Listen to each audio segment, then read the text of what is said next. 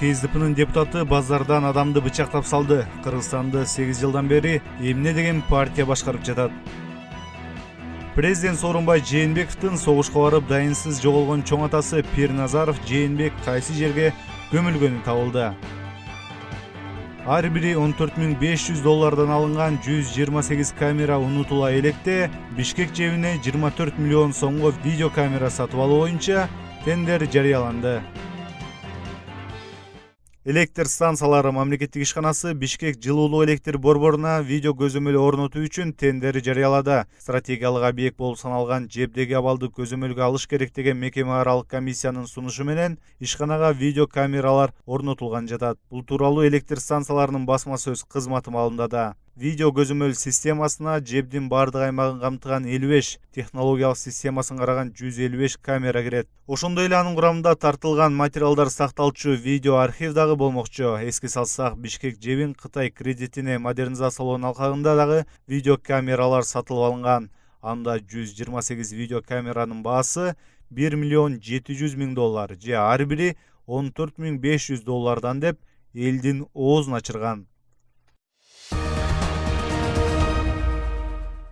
Бүгүн Токтогул районунда КСДП Атамбаевсыз ураанын астында жыйын өттү. Бул тууралуу КСДПнын ардагер мүчөсү Сагынбек Абдрахманов билдирди. Буга чейин мындай жыйындар Чүй облусунун 3 районунда өткөрүлгөн. Ал жыйындарда КСДП Атамбаевсыз деген резолюция кабыл алынган. Уюштуруучулар кошумчалагандай, бул жыйынга КСДП партиясынын жергиликтүү мүчөлөрү жана район тургундары катышты. Буга чейин Абдрахманов КСДП Атамбаевсыз деген ураанын алдында КСДП лидерлигинде отурууга Алмазбек Атамбаевдин моралдык укугу жок экендигин айтып, Москва, Панфилов жана Сокулук райондорунда жыйындар өткөн. КСДП бул жыйындарга комментарий бербестигин, жыйын өткөрүп жаткандар КСДП мүчөсү эместигин билдирип келет. Токмок шаардык кеңешине КСДПдан депутат болуп шайланган Тынай Жансейитов 26 август күнү таңкы саат 8:00 чамасында Токмоктун мал базарында Жамангулов аттуу жаранга бир нече жолу бычак менен соккурган. Бул тууралуу жабыр тарткан Жамангулов өзү билдирди. Анын айтымында ал депутаттын соккусунан улам оор жаракат алып, ооруканага жаткан. Ал эми шаардык кеңештин депутатына иш козголуп, бирок прокуратура, милиция жана соттор ишти кароону басаңдатып жатат деп билдирди. Жекшемби күнү байкем менен мен мал базарга баргам. Ошол жерден себеби жок эле мага бычак менен кол салды. Ал менен аласа бересем жок. Анын туугандары Токмоктогу чоң кызматтарда иштейт. Факты боюнча кылмыш иши козголгону менен тергөө басаңдап жатат. Үй бүлөм дагы көчөгө чыга албай, үйдө коркуп отурушат, деди ал. Учурда Интерпол издеп жаткан адамдардын катарында кыргызстандык 24 адам бар. Интерполдун маалыматы боюнча көбүнчөсү террордук уюмдарга мүчө, зордуктоо жана уурулук фактылары боюнча изделүүдө. Кылмышкерлерди издөө Кыргызстандын жана Россиянын өтүнүчү менен жүрүүдө. Бардык 24 кыргызстандыкты издөөдө атайын кызыл белги коюлган жана аларга кармоого эл аралык ордер берилген эмес. Бул деген Интерполго мүчө мамлекеттер сураган мамлекеттин талабын сөзсүз аткарыш керек дегенге жатпайт. Бирок чек арадан өтүп жатканда белги берилүүчү системага киргизилген. Аталган жарандардын арасында Бакиевтердин үй бүлөсү жана АКШга качып кеткен Аскарбек Шадиев жок. Бүгүн 28 августта Майлы сууда токко урунуп бир колунан ажыраган жоокердин экинчи колу дагы кесилди. Башкы штабтын басма сөз катчысы Гүлжат Жарашева эки колунан ажыраган жоокерге жасалма кол салып бериле тургандыгын кабарлады. Жасалма кол анын өз алдынча болуусуна жардам берет. Ошондой эле басма сөз катчы жоокерге башкы штаб тарабынан кенемте төлөнүп бериле тургандыгын кошумчалады. Учурда кырсык аскер прокуратурасы тарабынан иликтенип жатат. Анын жыйынтыгына жараша жоокерге кенемте төлөп беребиз. Бирок төлөнүп берилүүчү акчанын суммасы азырынча белгисиз. Андан сырткары биз бир күндүк айлыгыбызды которуп берүү боюнча сүйлөштүк, деди басма сөз катчы. 22 жаштагы жоокер Руслан Сапарбаев 7 август күнү Майлы суу шаарындагы номер 30-29-5 аскердик бөлүгүндө бир күндүк нөөмөт учурунда электр көмөк чордоонун аймагына кирип токко урунган. Кан шаарынын Лебединовка айылында жол кырсыгы катталып, кырсыктын кесепетинен 42 жаштагы аял каза болуп, 3 жаштагы баласы ооруканада жатат. Бул тууралуу Чүй облустук жол кыймылынын коопсуздугун камсыздоо бөлүгүнөн бүгүн 28 августта билдиришти. Маалыматка ылайык, жол кырсыгы 27 августта саат 12:30 чамасында болгон. Унааны орусиялык Кант авиабазасынын аскер кызматкери башкарып бара жаткан 42 жаштагы аял 3 жаштагы баласы менен жөө адамдар өтүүчү жолдон өтүп жатканда аны жеңил унаа келип сүзгөн. Кырсыктын кесепетинен аял окуя болгон жерден каза болуп, ал эми 3 жаштагы наристе балдар ооруканасына жеткирилген. Унаанын айдоочусу Кант авиабазасында иштеген капитан деп айтышууда. Учурда бул окуя боюнча тергөө иштери башталып, тийиштүү экспертизалар дайындалды, деди маалымат катчы. Бүгүн 28 августта Айчүрөк соода борборунун жер төлөөсүндө 40 жаштардагы эркек киши эс учун жоготуп каза болуп калды. Бул тууралуу Бишкек шаардык ички иштер башкармалыгынын басма сөз катчысы Адыл Оморов кабарлады. Оморов милиция кызматкерлери иштеп жаткандыгын кошумчалады. Болжолдуу түрдө 40 жаштагы киши соода борбордун уюлдук телефондорду саткан төмөнкү кабатында жүрүп, эс учун жоготуп койгон. Тилекке каршы ал өзүнө келе албай жатып каза болуп калды. Учурда милиция кызматкерлери окуянын чоо жайын териштирип жатышат, деди Оморов.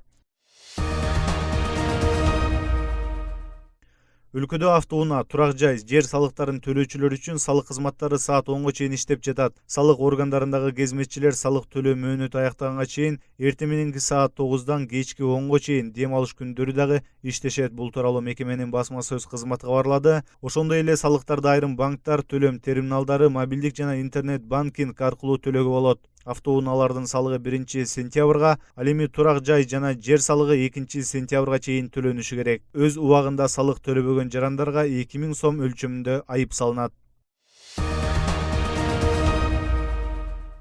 Индонезияда өтүп жаткан Азия оюндарында жеңүүчү болгон жана алтын медаль тагынган спортчулар канча сом сыйлык алары белгилүү болду. Маалым болгондой, алтын медаль тагынган спортчуларга 1,250,000 сом берилет. Учурда Кыргызстандын курама командасынын эсебинде 2 алтын медаль бар. Алардын бирин жеңил атлетчи Дарья Маслова тагынса, экинчисин джиу-джитсу боюнча Төрөкан Багынбай уулу алган. Ал эми күмүш байге ээлерине мамлекет 750,000 сомдон тапшырат. Учурда кыргызстандыктарда 5 күмүш медаль бар. Ошондой эле коло медаль багындырган спортчуларга 500,000 сомдон берилет.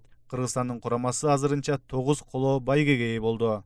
Жеңүүчүлөрдүн жана байгелүү орунга татыган спортчулардын машыктыруучулары сыйлыктын 25%-ын алышат. Тактап айтканда, алтын медаль үчүн 312,000 сом, күмүш үчүн 187,000 сом, ал эми коло медаль үчүн 125,000 сом берилмекчи. Быйылкы Азия оюндары 19 август күнү Индонезиянын Палембанг жана Жакарта шаарларында башталган.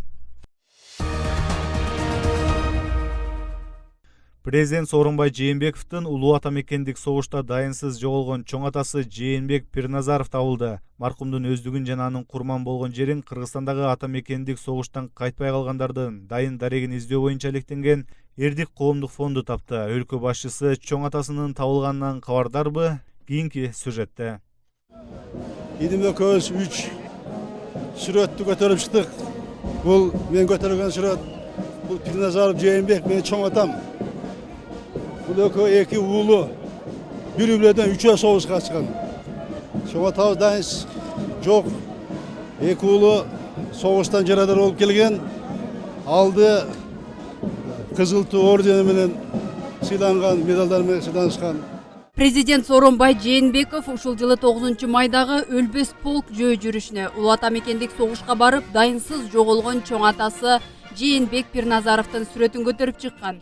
Бир күн мурун 8 майда өлкө башчысынын кабыл алуусунда болуп, атасы тууралуу маалыматтарды алып чыккан Эрдик подвиг коомунун жетекчиси Каныбек Мырзаканов президенттин чоң атасын издөө ишин дароо баштаган. Алар президенттин атасын жана анын курман болгон жерин 3 күндө табышкан. Болгону согуш мезгилиндеги документтерде Пирназаров Жээнбек деп жазылып калыптыр.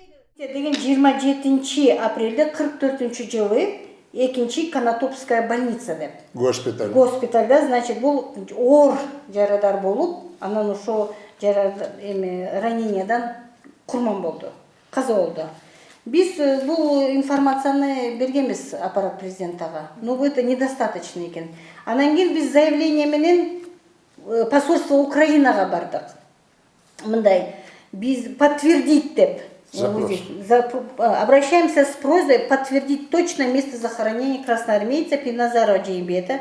Правильно, Пирназаров Жээнбек, 905 года рождения, может год рождения тоже у нас там идет 5-6 лет плюс-минус. Болоёретал, уроженца Кыргызской области, Ошской области, Узгенского района, Каракульжинского сельсовета. Деп биз, ссылаясь на архивный документке, биз монтип заявлением бердик. Аяқтан бізге келіп атат подтверждение, что Пирназаров Жээнбек бар ушундай красноармеец, аябай жарадар болуп курман болгон экен и захоронен мына биякта на сайте объединения электронной базы погибших воинов ОБД Мемориал.ру сотрудники музея нашли учетную карточку 658 военного захоронения на городском кладбище, участок номер 5, улица Выревская, город Конотоп. В списках похороненных под номером 459 записан Пирназаров Жээнбек. Место Пирназарова Жээнбека. Такталды да? Такталды. Жээнбековтар көп жыл бою чоң атасын издеп келишкен, бирок таба алышкан эмес. Анткени Кыргызстандан согушка барган Пирназаровдордон 3 болгон. Аттары башкача жана башка облустардан. Ал эми Пирназаров фамилиясындагы 24 кишинин арасында бул жолу 1905-жылы туулган Жээнбек аттуу кишинин маалыматтары президенттин атасыныкына туура келген. Чоң атасы табылгандыгы тууралуу маалыматтан президент кабардарбы билбейм дейт коомдук фонддун төрагасы Мырзаканов. Президент өзі айтып атат. Пирназаров Жээнбек деп. А архивте чыгып атат Пирназаров Жээнбек депчи. Каракульчинский район болса Каражид деле жазып койгон. Болгону гана биз эметкенибиз Узгенский район Ошко облус болуп атат да. Көрдүңөрбү? Анан Пирназаров Жээнбек болуп атат. Анан биз кайрадан ошо карап көрбөдүкпү. Канча ушундай адамдар барбы дагы экен деп карап көрсөк, Пирназаров Жээнбек жалгыз эле, калгандары аттары совсем башка. Жээнбектин атасын тапкандан кийин ал кишиге кантип кабарладыңыздар? Ал киши бааландарбы? Биз ал кишиге дагы жакшылап тактайлы дедик, дагы кайрадан дагы где-то бир жумача дагы кайра дагы архивтерди карадык. Бул кишиден башка киши жок экен, Жээнбектен, ушу Жээнбек атадан башкачы Пирназаров. Башка адамдар чыгып атат. Анан кийин ушул болуш керек деп, анан биз президенттин аппаратына чалдык да. Аба биз жол ушул болгондо ошондо аппаратта бизге айткан бир аппараттын мүчөсүнө бизге дайындаганда ушул силерге жардам берет депчи. Бардык болгон маселе боюнча кайрылгыла деп. Анан биз ошол жака кайрылып айттык, ушундай мына президенттин ошо чоң атасы болуш керек, Пирназаров Жээнбек депчи. Анан ал жерге барып, ал жерде көрсөттүк, мына кагаздарды көрсөттүк, бардыгы мына биринчи кагаздарды. Жөнүндө Украинская ССР, Сумская область, город Конотоп. И больница, госпиталь дегендеречи. Анан ошону көрсөттүк, анан айттык, эгерде мүмкүнчүлүк болсо президентке кабарлагыла деп. Фонддун төрагасы Мырзаканов президенттин чоң атасынын табылышы алар демилгелеп толуктуу киргизген мыйзам долбоорунун 2-3 окуудан өтүп кабыл алынышына түрткү болор деп үмүт артып турганын жашырбайт. Биз закон кабыл албадык беле, законго толуктуу. Согуштан кайтпай калган дарегиден курман болгон жер табыла турган болсо, анда анын бир туугандар 2 киши барып келгени өкмөт шартын түзүп, каражат бөлүп шартын түзүп бериш керек депчи. Ошол закон 1-чи окуудан кабыл алынган, 2-3 окуудан кабыл алынбай турат. Бизди кубандырганда ушул маселе болот да, мына Кудайга шүгүр, президент Сооронбай Шариповичтин чоң атасы Жээнбек ата табылып атат, кайсы жерде курман болгон. Бу да кандайдыр бир түрткү болот депчи, батыраак мыйзамдын кабыл алынышына. Ошондо биздин Кыргызстандык аталар, энелер өздөрүнүн чоң аталары жанагы жакындары согуштан кайтпай калып дарегиден болуп жүрүп эми табылгандан кийин мына закон кабыл алынып калса барып келгенде мүмкүнчүлүк болот деп биз ошого абдан мындай үмүт менен келип отурабыз да азырчы. Эрдик подвиг коомдук фонду Кыргызстандан улуу атамекендик согушка барып кайтпай калган дайынсыз жоголгондорду издөө иши менен 2010-жылдан тарта алектене баштаган. Бул уюм Мырзакановдордун үй бүлөлүк демилгеси. 2015-жылы Юстиция министрлигинен расмий катталышкан. Жалпысынан 1612 кишинин курман болгон жерин таап аныкташкан.